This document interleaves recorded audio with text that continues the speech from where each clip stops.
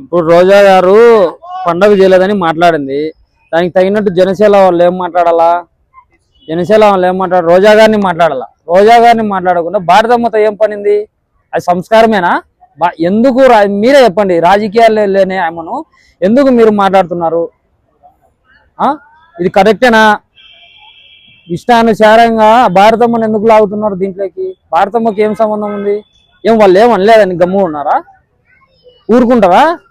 తిరుపతిలో ఏమన్నా వీళ్ళని ఏమన్నా తిరగనిస్తారా? ఈ రోజు మాట్లాడే సుభాషిని కిరణ్ రాయల్ని ఏమన్నా ఊరుకుంటారా?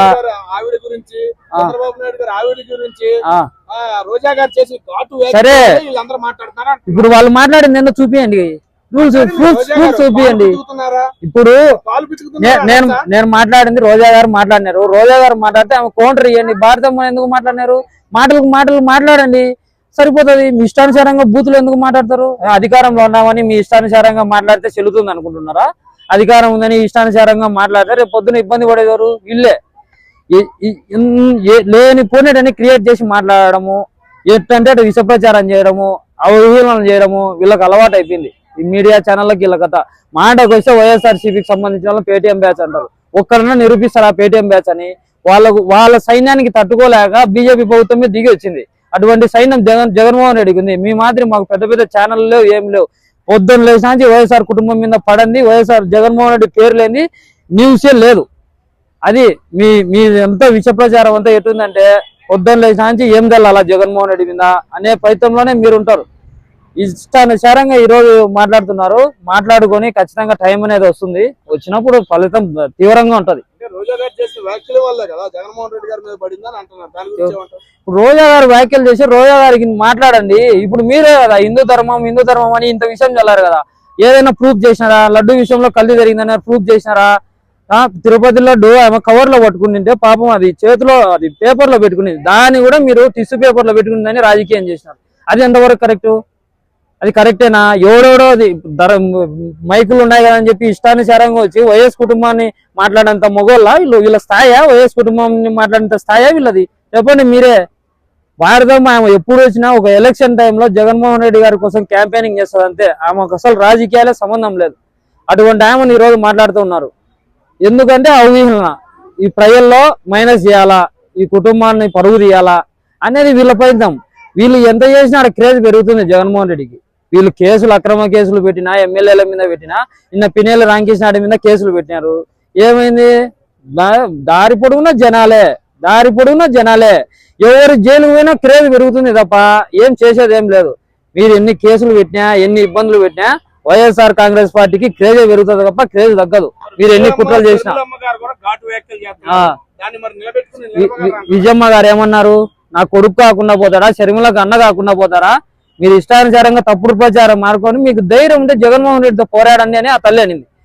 ఇప్పుడు ఆస్తులు ఎప్పుడో పంచినారు. ఇప్పుడు 20 ఏళ్ల తర్వాత వీళ్ళు ఎంత కావాలంటే ఈడీలో ఉన్నా కూడా జగన్మోహన్ రెడ్డి గారు ఇచ్చారు. ఆమెకు ఇవ్వాల్సినవన్నీ ఇచ్చారు. అవి కూడా చెప్తున్నారు. ఇంత వేసినా కూడా ఆమె కేవలం కాంగ్రెస్ పార్టీలో సీఎం కావాలని చెప్పి జగన్మోహన్ రెడ్డి బురద వెళ్ళడం. ఈరోజు కాంగ్రెస్, బీజేపీ, జనసేన, టీడీపీ అన్ని పార్టీలు, ఢిల్లీలో ఉండే పెద్దలు అందరూ జగన్మోహన్ రెడ్డికి వ్యతిరేకమైన జగన్మోహన్ రెడ్డి వెంట ఎవరున్నారంటే ప్రజలు ఉన్నారు, కార్యకర్తలు ఉన్నారు, లీడర్లు ఉన్నారు, సోషల్ మీడియా సైన్యం ఉంది. ఈరోజు ఎవరు లేకపోయినా జగన్మోహన్ రెడ్డికి సామాన్యమైన వ్యక్తి తోడుగా ఉన్నాడు. అది జగన్మోహన్ రెడ్డి ధైర్యం. ఒక సామాన్యుడు తోడుగా ఉన్నాడు. మాకు పెద్ద పెద్ద ఛానల్ లేవు. చంద్రబాబు నాయుడు లాగా ఏబిఎన్లు, టీవీ5లు మా దగ్గర క్రియేట్ చేసేవాళ్ళు, సబ్జెక్ట్ లేకుండా మాట్లాడేవాళ్ళు, అవగాహన లేకుండా టీవీల ముందుకు వచ్చి ఏది పడితే అది మాట్లాడేవాళ్ళు, గంజాయి అనేవాళ్ళు, డ్రగ్స్ అనేవాళ్ళు. అవన్నీ ఎవరికి కొడుతున్నాయంటే వీళ్ళకే కొడుతున్నాయి. ఎవరి మీద అయితే విషయం వెళ్ళారో వీళ్ళు చేసే వాళ్ళే మాట్లాడతారు. అవి వీళ్ళకే తిప్పి కొడుతున్నాయి. లాస్ట్ ఎవరు యూత్ గంజాయి అమ్ముతున్నారో, డ్రగ్స్ ఎవరు తీసుకుంటున్నారో స్పష్టంగా ఆంధ్రప్రదేశ్ లో అర్థమైపోతుంది. పక్కా క్లియర్. ఇది ఒక్కనికి కూడా సబ్జెక్ట్ తెలియదు. టీవీల ముందు కూర్చుంటారు, ఏం మాట్లాడతారో తెలియదు. నోటికి ఏదో వచ్చి అది మాట్లాడమే, క్రియేట్ చేసి మాట్లాడడం. ఎంత దారుణం అంటే నిజంగా ఇది ఒక మనిషి మీద అంత దారుణంగా మాట్లాడడం చాలా తప్పు. ఎందుకు మాట్లాడుతున్నారో ఏమో తెలియదు. చంద్రబాబు నాయుడు దగ్గర క్రెడిట్ పొందడం కోసమే వీళ్ళు మాట్లాడుతున్నారు. ఓకే సార్, అట్లాగే జగన్మోహన్ రెడ్డి గారు సంపాదించుకున్న ఆస్తులు అన్ని వైఎస్ రాజశేఖర రెడ్డి సంపాదించింది ఏమీ లేదు. వీళ్ళెవరు వాటాలు కడగటానికి వైసీపీ వాళ్ళు విమర్శలు చేస్తున్నారు. దాని గురించి ఏమంటారు? ఏంది? వైసీపీ వైఎస్ రాజశేఖర రెడ్డి గారు సంపాదించింది ఏమీ లేదు, అంతా సంపాదించుకుంది అంతా జగన్మోహన్ రెడ్డి గారే. మరి ఎలా అడుగుతారు అని విమర్శలు చేస్తున్నారు. దాని గురించి జగన్మోహన్ రెడ్డి గారు ఇప్పుడు ఆస్తులు ఈడీ కేసులో వినాయి. ఈడీ కేసులో పోయిన తర్వాత జగన్మోహన్ రెడ్డి ఈడీని పట్టించుకోలేదు కదా. షర్మిలమ్మకి ఇవ్వాల్సిన షర్మిలమ్మకి జగన్మోహన్ రెడ్డి గారికి ఏం లేవు. అక్రమ కేసులు పెట్టి ఈడీ కేసులు పెట్టి జగన్మోహన్ రెడ్డి గారు చేస్తే ఆయనకి ఏం లేకపోయినా కూడా ఆయన నెట్టుకుంటూ వస్తున్నాడు. అది జగన్మోహన్ రెడ్డి కథ. ఈ ఉండేదంతా షర్మిలమ్మకి ఇచ్చేసినాడు. షర్మిలమ్మ ఇప్పుడు ఎందుకు మాట్లాడుతుందో, ఇప్పుడు ఆమె అసలు అందరికి బాధ ఏంటంటే ఆమెను ఏమనలేరు. వైఎస్ కుటుంబం సంబంధించిన ఆమె కాబట్టి ఏమనకుండా గమ్ముగా ఉన్నారు. కానీ మనసులో అయితే షర్మిలమ్మ చేసే ప్రతి ఒక్కటి బాధగానే ఉంది అందరికీ కూడా. ఆమె ఎక్కడ సభ పెట్టినా కూడా జగన్ పొగుడుతుంది. ప్రతి రైతులు కూడా మాకు జగన్మోహన్ రెడ్డి ఇది చేశారమ్మా అంటుంటే ఆమెకు వాళ్ళు ఈయనే మాట్లాడినా ఈయన కూడా కనికరం రాలేదేమో, అది ఆమెకే అర్థం కావాలన్నా. సరే, థ్యాంక్ యూ.